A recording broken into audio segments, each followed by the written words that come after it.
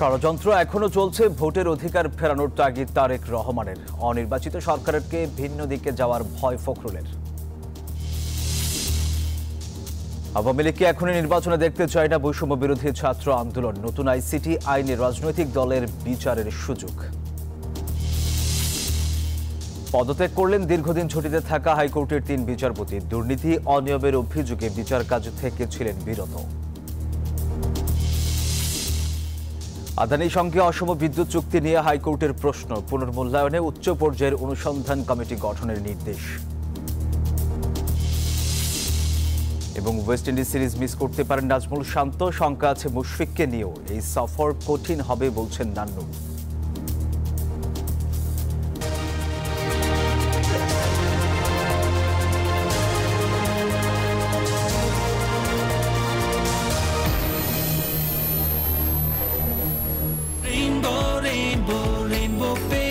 Rainbow Paints, the color of joy. স্বাগত news 24 সংবাদে আপনাদের সাথে আছি আমি সোহাগ বক্স। দেখছিলেন সংবাদ শিরোনাম। শব্দের আরেক নাম, একদম ইউনিক স্ট্রাকচারাল ডিজাইনের কসমিক ডো। এর ওয়াল থিকনেস ও রিপ থিকনেস বেশি থাকা থেকে 50 বছরেরও বেশি। কসমিক ডো, নিশ্চিন্তে 50 বছর। এবার বিস্তারিত। জবাবদিহিতামূলক সরকার গঠন করতে যে কোনো মূল্যে ভোটের অধিকার নিশ্চিত করার তাগিদ দিয়েছেন বিএনপির ভারপ্রাপ্ত চেয়ারম্যান তারেক রহমান। বিকেলের রাজধানীর ডিপ্লোমা ইঞ্জিনিয়ার্স মিলনায়তনে ঢাকা বিভাগ বিএনপির প্রশিক্ষণ কর্মশালায় ভার্চুয়ালি যুক্ত হয়ে তিনি এই মন্তব্য করেন। এখনও ষড়যন্ত্র থেমে নেই উল্লেখ করে নেতাকর্মীদের সতর্ক থাকার পরামর্শ দেন তারেক রহমান। আর জনগণের চাওয়া অনুযায়ী চলতে পারলে আগামী দিনে বিএনপি ক্ষমতায় আসবে বলেও আশা প্রকাশ করেন বিএনপির ভারপ্রাপ্ত চেয়ারম্যান। আমাদের এই সেমিনার অনুষ্ঠানে রাজধানীর ডিপ্লোমা ইঞ্জিনিয়ার্স মিলনায়তনে রাষ্ট্র কাঠামোর মেরামতে 31 দফা নিয়ে প্রশিক্ষণ কর্মশালার আয়োজন করে বিএনপি। কর্মশালার উদ্বোধন করেন দলের স্থায়ী কমিটির সদস্য ডক্টর আব্দুল মঈন খান। এতে অংশ নেন দলের ঢাকা বিভাগের নেতাকর্মীরা। কর্মশালার সমাপনী অধিবেশনে ভার্চুয়ালি যুক্ত হয়ে প্রধান অতিথির বক্তব্যে বিএনপির ভারপ্রাপ্ত চেয়ারম্যান তারেক রহমান বলেন, 31 দফার আলোকে বিএনপি এমনভাবে রাষ্ট্র মেরামত করতে চায় যেখানে ভাগ্য বদল হবে সব শ্রেণী পেশার মানুষের। 31 দফা যে শুধু 31 দফায় থাকবে, এটি যে চেঞ্জ হবে না তা না। এর ভিতরে যদি ভালো কোনো বিষয়, যদি ভালো কোনো প্রস্তাবনা আসে, অবশ্যই আমরা সেটি গ্রহণ করব। এটি শুধু বিএনপি না, গণতন্ত্রে বিশ্বাসী বাংলাদেশের যতগুলো দল আছে তাদের সকলের সম্মিলিত দেশ জাতি নিয়ে সম্মিলিত চিন্তার ফসলই হচ্ছে এই 31 দফা। তারেক রহমান বলেন, জনগণের ভোটে নির্বাচিত সরকার ছাড়া জবাবদিহিতা প্রতিষ্ঠা হয় না। তাই দেশকে সঠিক পথে ফিরিয়ে আনতে সুষ্ঠু নির্বাচনের ব্যবস্থা করতে হবে। জবাব দিতে হবে সবাইকে, এবং এটি যদি নিশ্চিত করতে হয় অবশ্যই দেশে ভোটের অধিকারকে প্রতিষ্ঠিত করতে হবে। যে কোনো গণতান্ত্রিক সভ্য দেশে ভোটের মাধ্যমেই জবাবদিহিতা তৈরি হয়। তারেক রহমান অভিযোগ করেন, দেশের বিরুদ্ধে এখনো ষড়যন্ত্র চলছে। ষড়যন্ত্র মোকাবেলায় নেতাকর্মীদের সতর্ক থাকার আহ্বান জানান তিনি। আপনারা নিশ্চয়ই বুঝতে সক্ষম হচ্ছেন যে কোথাও কিছু একটা ষড়যন্ত্র চলছে। কাজে প্রিয় সহকর্মীবৃন্দ, জনগণকে সচেতন করতে হবে, জনগণকে সাথে রাখতে হবে, জনগণের সাথে থাকতে হবে। নিজের নামের আগে কোনো বিশেষণ যোগ না করতে নেতাকর্মীদের নির্দেশনাও দেন ভারপ্রাপ্ত চেয়ারম্যান। আজকের পর থেকে দয়া করে আমার নাম যখন কেউ বলবেন, কেউ দেশ নায়ক, রাষ্ট্রনায়ক, এই কথাগুলো দয়া করে কেউ ব্যবহার করবেন না আমার নামের সাথে। বিএনপি ক্ষমতায় গেলে শিক্ষা, স্বাস্থ্য, অর্থনীতি সহ ক্ষতিগ্রস্ত খাতগুলো চিহ্নিত করে অগ্রাধিকার ভিত্তিতে দেশের উন্নয়ন করার কথা তুলে ধরেন তারেক রহমান। জনগণের রাজনৈতিক Saiful Islam, news 24, Dhaka.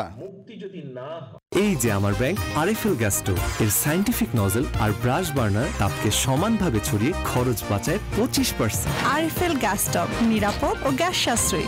304 food grade stainless স্টিলে তৈরি, যা নিশ্চিত করে জংবিহীন সিঙ্কের আজীবন নিশ্চয়তা। আরএফএল কিচেন সিঙ্ক, স্বাস্থ্যকর কিচেনের চিরস্থায়ী সমাধান। ক্ষমতায় যাওয়ার জন্য নয়, রাষ্ট্রের স্থিতিশীলতা রক্ষায় নির্বাচিত সরকার দরকার, এমন মন্তব্য করেছেন বিএনপি মহাসচিব মির্জা ফখরুল ইসলাম আলমগীর। জাতীয় প্রেস ক্লাব এক সভায় এই কথা বলেন তিনি। এদিকে বিএনপির স্থায়ী কমিটির সদস্য ডক্টর আব্দুল মঈন খান বলেন, সুষ্ঠু নির্বাচনের লক্ষ্যে প্রয়োজনীয় সংস্কার করে নির্বাচন দেওয়া উচিত। এছাড়াও দলের মধ্যেও সকালে জাতীয় প্রেস ক্লাবে বাংলাদেশ সম্মিলিত পেশাজীবী পরিষদের আয়োজনে জাতীয় বিপ্লব ও সংহতি দিবস উপলক্ষে আলোচনা সভা অনুষ্ঠিত হয়। দেশের মালিকানা জনগণের হাতে তুলে দেওয়ার যে দায়িত্ব অন্তর্বর্তীকালীন সরকার নিয়েছে, যত দ্রুত তার সঙ্গে এটি করবে ততই মঙ্গল। প্রধান অতিথির বক্তব্যে মির্জা ফখরুল ইসলাম আলমগীর বলেন, গত 15 বছরে দেশের সব অর্জন ধ্বংস করে দিয়েছে শেখ হাসিনা। সুবিধা বঞ্চিত হয়, এখন অধিকার আদায়ে মাঠে নামছে মানুষ। এই ক্লান্তি লগ্নে সবাই এক থেকে দেশকে এগিয়ে নেওয়ার আহ্বান জানান তিনি। সংস্কার দিয়ে দিয়েছি প্রস্তাব, ওইখানে দেখেন কোনটা কোনটা আপনারা নেবেন, কোনটা কোনটা নেবেন না, কিন্তু আসল জিনিসটাতে আসেন। নির্বাচন কমিশনকে ঠিক করে আপনাকে দ্রুত নির্বাচন ব্যবস্থা দেন। বিএনপি ক্ষমতা যাওয়ার জন্য আরো নির্বাচনটা দ্রুত না হলে এই সমস্যাগুলো বাড়বে। গণতন্ত্রকে ধ্বংস করতে চায়, বাংলাদেশের আপনার যে স্টেবিলিটি নষ্ট করতে চায়, তারা মাথা চাড়া দিয়ে উঠছে। এদিকে ডিপ্লোমা ইঞ্জিনিয়ার্স ইনস্টিটিউটে বিএনপির বিভাগীয় প্রশিক্ষণ কর্মশালায় অংশ নিয়ে বিএনপির স্থায়ী কমিটির সদস্য ডক্টর আব্দুল মঈন খান বলেন, শুধুমাত্র সুষ্ঠু নির্বাচনের জন্য যতটুকু সংস্কার প্রয়োজন ততটুকু সংস্কার করে নির্বাচন দেওয়া উচিত। আমরা বিশ্বাস করি একটি সুষ্ঠু নিরপেক্ষ নির্বাচনে জনগণ যদি আমাদের ভোট দেয়, আমরা এই দেশ পরিচালনার দায়িত্ব গ্রহণ করব। দেশ শাসন করার জন্য, জনগণকে সেবা করার জন্য, এবং সেই দায়িত্বে আসলে আমরা প্রতিজ্ঞাবদ্ধ যে আমরা যে সংস্কারের কথাগুলো আজ বলছি সেই সংস্কারগুলো আমরা বাস্তবায়ন করব। বিএনপি নেতারা বলেন, অন্তর্বর্তী সরকারকে ব্যর্থ করতে নানামুখী ষড়যন্ত্র চলছে, তাই এই ক্লান্তি লগ্নে সরকারকে সবার সহযোগিতা করতে হবে। তৃণমূল মানুষকে বুঝিয়ে দেবেন। আরিফুল ইসলাম, নিউজ 24, ঢাকা। এদিকে বিএনপির সর্বোচ্চ নীতি নির্ধারণী ফোরাম জাতীয় স্থায়ী কমিটির সদস্যরা বৈঠক করেছেন। মঙ্গলবার রাত 8:50 রাজধানীর গুলশান বিএনপির কার্যালয়ে বৈঠকটি শুরু হয়। বৈঠকে ভার্চুয়ালি যোগ দিয়ে সভাপতিত্ব করেন বিএনপির ভারপ্রাপ্ত চেয়ারম্যান তারেক রহমান। বৈঠকে অন্তর্বর্তীকালীন সরকারের প্রধান ডক্টর মোহাম্মদ ইউনূসের সংস্কার ও বর্তমান সরকারের মেয়াদ নিয়ে দেয়া বক্তব্য নিয়ে আলোচনা হয়। এছাড়া বিএনপির জাতীয় কাউন্সিল 31 দফা নিয়ে সারা দেশে সভা, সেমিনার সহ দেশের রাজনৈতিক বিষয় নিয়ে আলোচনা হয় বলে জানা গেছে। বৈঠকে খালেদা জিয়া ও রফিকুল ইসলাম মিয়া ছাড়া স্থায়ী কমিটির বাকি সদস্যরা যোগ দেন।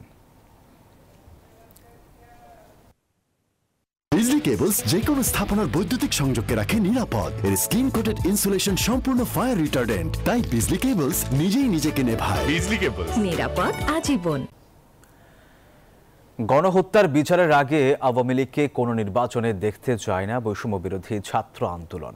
রাজধানীতে এক আলোচনায় হাসনাত আব্দুল্লাহ বলেন, আওয়ামী লীগকে পুনর্বাসনে যারা উদ্যোগ নেবে তাদেরকে ইতিহাস গণশত্রু হিসেবে চিহ্নিত করবে। আর এ সময় প্রধান উপদেষ্টার প্রেস সচিব জানান, ছাত্র আন্দোলনে যাদের হাতে রক্ত লেগেছে তাদের বিচার করা হবে। রাষ্ট্র সংস্কার পরবর্তী নির্বাচনে পতিত আওয়ামী লীগ অংশগ্রহণ করতে পারবে কিনা তা নিয়ে নানা মহলে চলছে আলোচনা।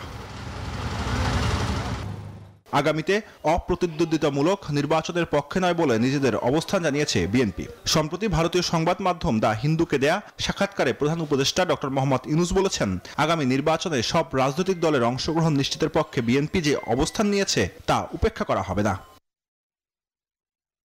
এমন বাস্তবতায় আওয়ামী লীগের নির্বাচনে অংশ নেয়া না নেয়া নিয়ে কঠোর হুঁশিয়ারি দিয়েছেন বৈষম্য বিরোধী ছাত্র আন্দোলনের সমন্বয়করা। জাতীয় জাদুঘরে আয়োজিত কি চাই নতুন বাংলাদেশ শীর্ষক আলোচনায় হাসনাত আব্দুল্লাহ বলেন, আওয়ামী লীগকে পুনর্বাসনের যারা উদ্যোগ নেবে তাদের ইতিহাস গণশত্রু হিসেবে চিহ্নিত করবে।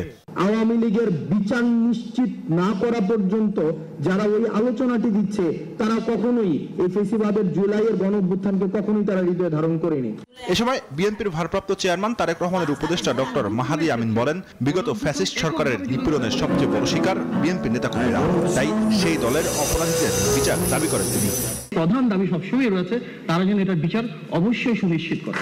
গণঅভ্যুত্থানে এককভাবে যদি কোনো প্রতিষ্ঠানের কথা বলা হয়, কোনো সংগঠনের কথা বলা হয়, সবচেয়ে বেশি শহীদ হয়েছে আমাদের দল বিএনপি, যেখানে 422 জন। অনুষ্ঠানে উপস্থিত প্রধান উপদেষ্টার প্রেস সচিব বলেন, ছাত্র আন্দোলনে যাদের হাতে রক্ত লেগেছে তাদের বিচার করা হবে। যাদের হাতে রক্ত আছে, যারা এই ফ্যাসিজম এনাবল করেছে তাদের আগে বিচার হতে হবে। তাহলে আমরা এই স্পিরিটকে আমরা ধারণ করতে পারবো না। বক্তারা বলেন, জুলাই অভ্যুত্থানের স্পিরিটকে যারা ধারণ করে তারা আওয়ামী লীগের বিচার নিশ্চিত ছাড়া নির্বাচনে অংশগ্রহণ নিয়ে কথা বলতে পারেন না। জুবায়ের সানি, নিউজ 24, ঢাকা।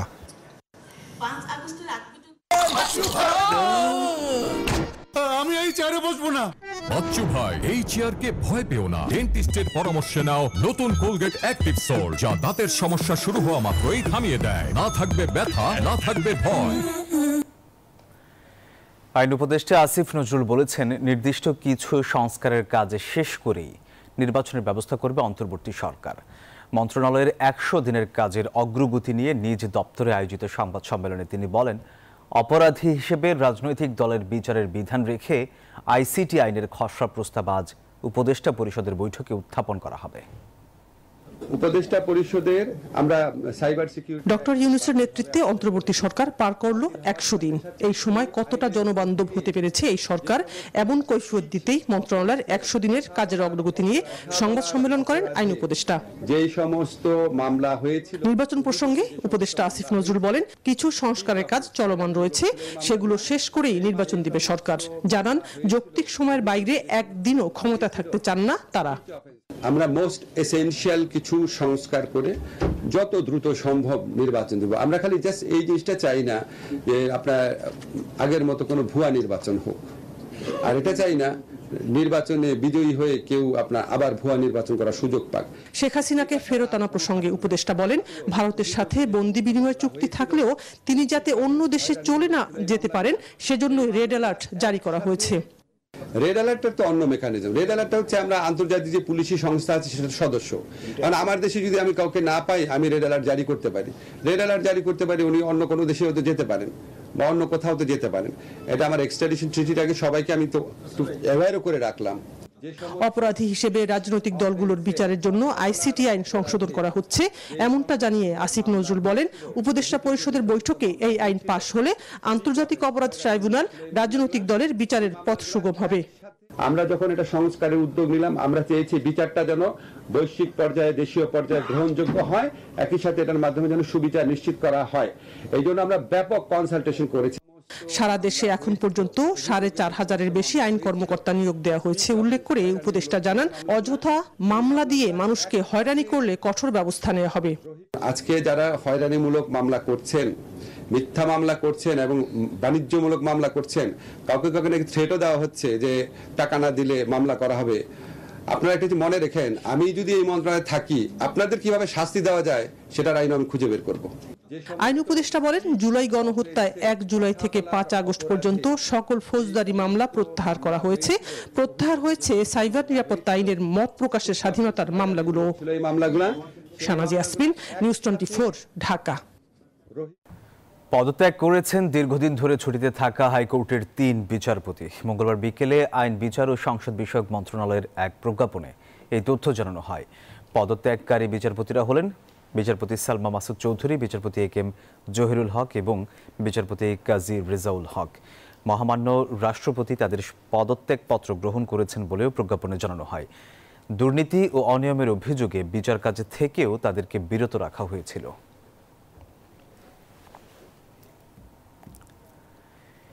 বিদ্যুৎ নিয়ে ভারতের আদানি গ্রুপের সঙ্গে করা সব চুক্তি পুনর্মূল্যায়ন করতে উচ্চ পর্যায়ের অনুসন্ধান কমিটি গঠনের নির্দেশ দিয়েছেন হাইকোর্ট, যেখানে আন্তর্জাতিক জ্বালানি বিশেষজ্ঞ এবং আন্তর্জাতিক আইন বিশেষজ্ঞ রাখতে বলা হয়েছে। একই সঙ্গে বিদ্যুৎ নিয়ে ভারতের আদানি গ্রুপের সঙ্গে অসম চুক্তি বাতিল করতে কেন নির্দেশনা দেয়া হবে না তা জানতে চেয়ে রুল জারি করেছেন হাইকোর্ট। বিদ্যুৎ বিভাগের নির্দেশনায় আদানির সঙ্গে অনেকটা তাড়াহুড়া করেই 2017 সালে 25 বছর মেয়াদী বিদ্যুৎ ক্রয় চুক্তি করে বাংলাদেশ। কিন্তু এই চুক্তি নিয়ে বিভিন্ন সময়ে উঠেছে নানা অনিয়মের অভিযোগ। মঙ্গলবার এ বিষয়ে এক রিটের শুনানিতে চুক্তির নানা অনিয়মের কথা তুলে ধরেন রিটকারী আইনজীবী। বলেন, এ চুক্তি বাংলাদেশের স্বার্থ পরিপন্থী এবং তা চাপিয়ে দেওয়া হয়েছিল। আবেদনে চুক্তি বাতিল চাইলে রুল সহ নির্দেশনা দেন হাইকোর্ট।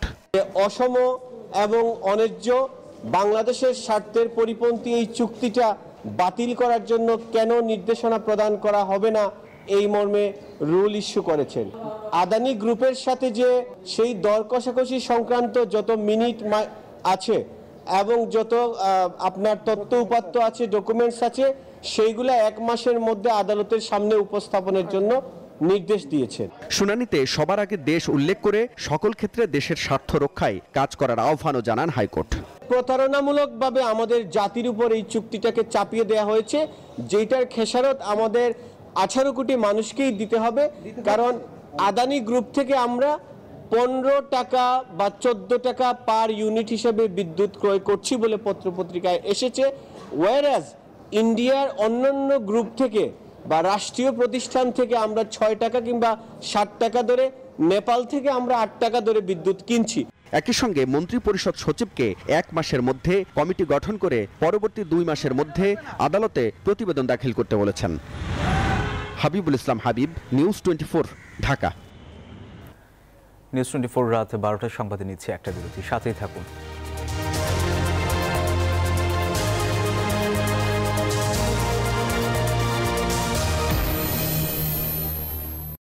নুডলস খান নাই? তাহলে তো নুডলসই খান নাই। নুডলস খান নাই তো নুডলসই খান নাই।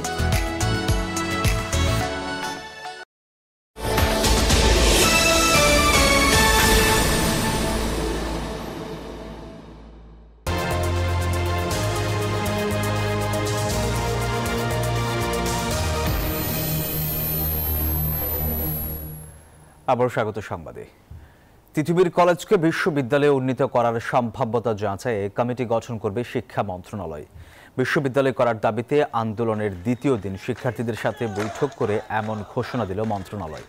এমন সিদ্ধান্তে আপাতত কর্মসূচি স্থগিতের ঘোষণা দিয়েছেন শিক্ষার্থীরা। তবে আইন উপদেষ্টা আসিফ নজরুল আন্দোলনের যৌক্তিকতা নিয়ে প্রশ্ন তুলে রাতারাতি বিশ্ববিদ্যালয় করা সম্ভব নয় বলে সাফ জানিয়ে দিয়েছেন।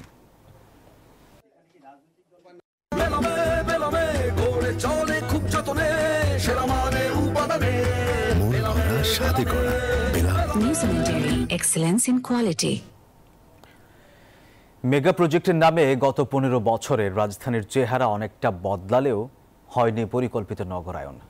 নষ্ট হয়েছে খেলার মাঠ, ধ্বংস হয়েছে জলাধার, আর দিন দিন সড়কগুলো হয়ে উঠছে অনিরাপদ। দর্শক, নতুন বাংলাদেশে নাগরিকদের নিরাপদ চলাচল সংবিধান দ্বারা সুরক্ষিত করতে হবে। মঙ্গলবার পিআইবিতে ন্যায্য নগর ইশতেহার শীর্ষক আলোচনায় বিশিষ্টজনরা এসব কথা বলেন। দখল, দূষণ, অপরিকল্পিত নগরায়ন সহ নানা কারণে বিশ্বের দ্বিতীয় বসবাস অযোগ্য শহর ঢাকা দিন যতই যাচ্ছে অনিয়ম আর অপরিকল্পনা জনজীবন আরো অসহনীয় করে তুলছে। ছাত্র জনতার অভ্যুত্থানের পর এখন নতুন বাংলাদেশের স্বপ্ন দেখছেন সবাই। রাজধানীকে বাসযোগ্য করে তুলতে করণীয় নিয়ে পিআইবি অডিটোরিয়ামে দিনব্যাপী আলোচনা করেন নগর উন্নয়ন, পরিকল্পনা ও পরিবেশ নিয়ে কাজ করা বিশিষ্টজনরা।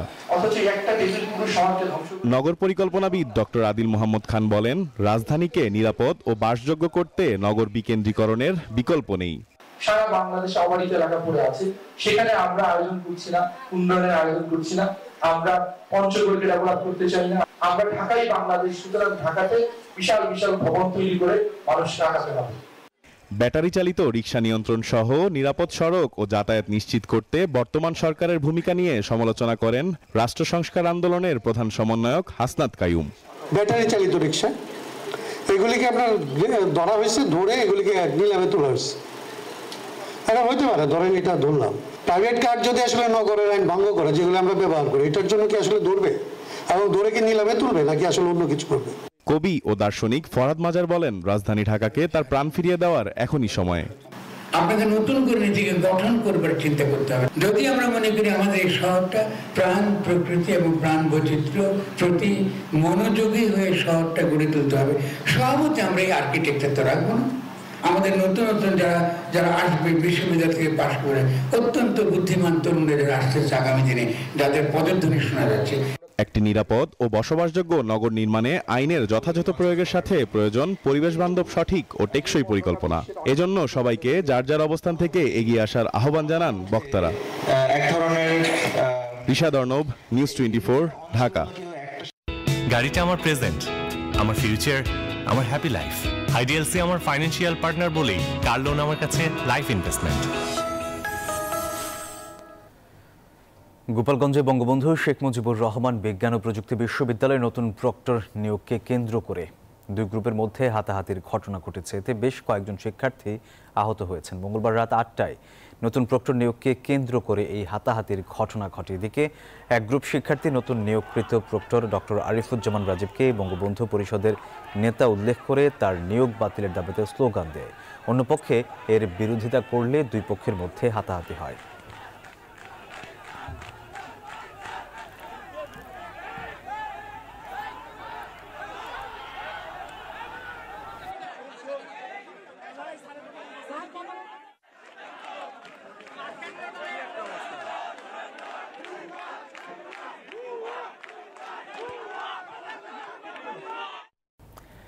এবার জানাবো অর্থ বাণিজ্য সংবাদ।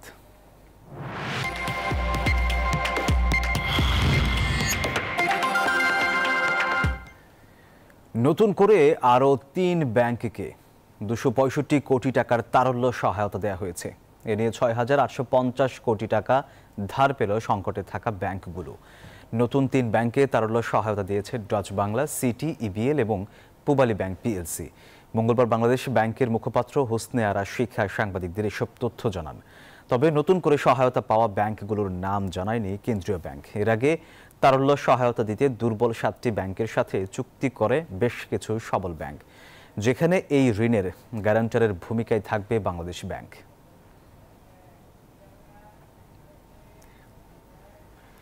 এবার আন্তর্জাতিক প্রসঙ্গ। বাইডেন প্রশাসনের সবুজ সংকেত পাওয়ার পরদিনই রাশিয়ার মূল ভূখণ্ডে মার্কিন অ্যাটাকমস মিসাইল চালালো ইউক্রেন। এই প্রথম রাশিয়ার অভ্যন্তরে মার্কিন দূরপাল্লার অপারেশনাল ট্যাকটিক্যাল মিসাইল ব্যবহার করল ইউক্রেন। মার্কিন অত্যাধুনিক অস্ত্র অ্যাটাকমস ব্যবহারের সবুজ সংকেত পাওয়ার পরদিনই স্থানীয় সময় ভোর ৩টা ২৫ ব্রায়ানস্কের একটি স্থাপনায় ৬টি ব্যালিস্টিক ক্ষেপণাস্ত্র চালানো হয়। রাশিয়ার আকাশ প্রতিরক্ষা বাহিনী 5টি ক্ষেপণাস্ত্র ভূপাতিত করেছে। অপরটি নিজে থেকেই ক্ষতিগ্রস্ত হয়েছে। এতে কোনো হতাহত বা ক্ষয়ক্ষতি হয়নি বলে জানায় মস্কোর প্রতিরক্ষা দপ্তর।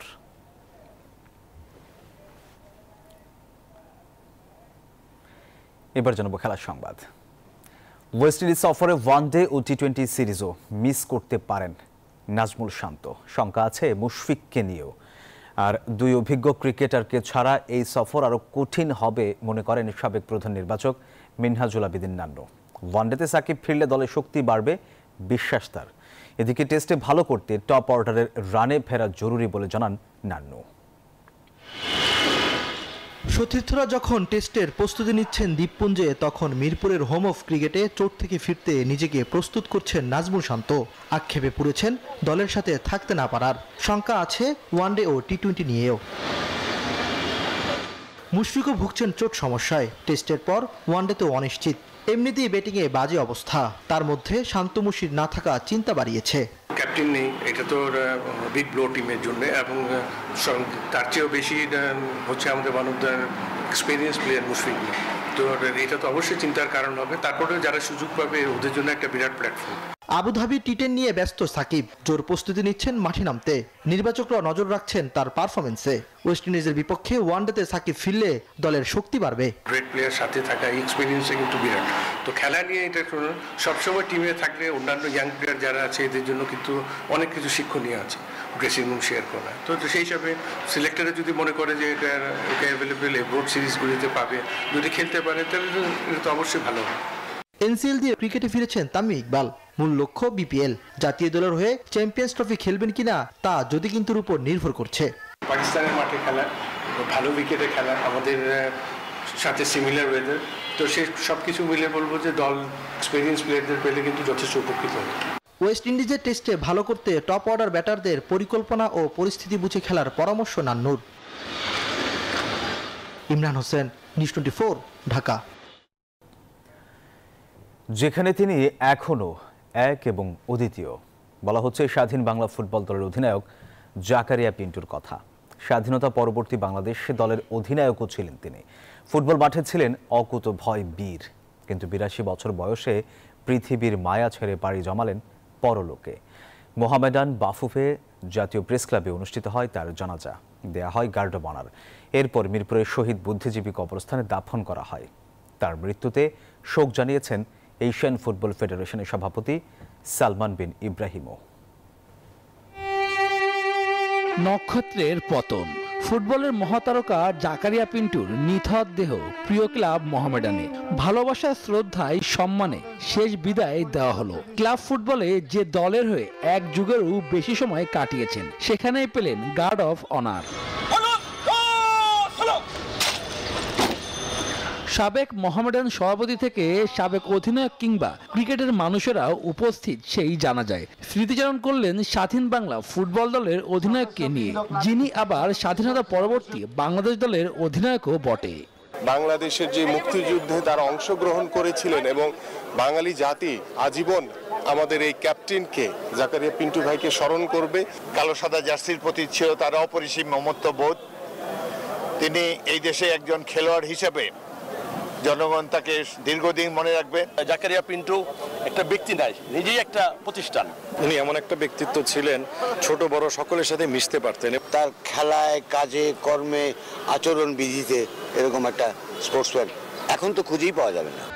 এরপর লাশবাহী গাড়িটি এগিয়ে চলল বাফুফে ভবনের দিকে। পৃথিবীর মায়া ছেড়ে পরপারে পাড়ি জমানো জাকারিয়া পিন্টুর জন্য তখনও অপেক্ষায় ফুটবল কর্তারা। সেখানে বাফুফের নয়া সভাপতি তাবি দেওয়াল থেকে শুরু করে শুভানুধ্যায়ীরাও তার বিদেহী আত্মার শান্তি কামনা করলেন। ছিলেন তার একমাত্র সন্তানও।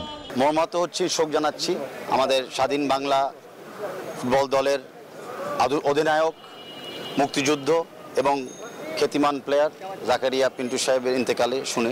এমন একজন চরিত্রবান প্লেয়ার আমরা হারাইছি। আমি আপনাদের সবার কাছে দোয়া চাচ্ছি, আর কোনো ভুল ত্রুটি আব্বাকে মাফ করে দিয়ে। সবশেষ প্রেস ক্লাবে তৃতীয় জানাজা শেষে মিরপুর বুদ্ধিজীবী কবরস্থানে দাফন সম্পন্ন হয় জাকারিয়া পিন্টু। শুভদেবনাথ, নিউজ 24, ঢাকা। দর্শক, আর এই ছিল নিউজ 24 সংবাদে। এতক্ষণ সাথে থাকার জন্য ধন্যবাদ সবাইকে।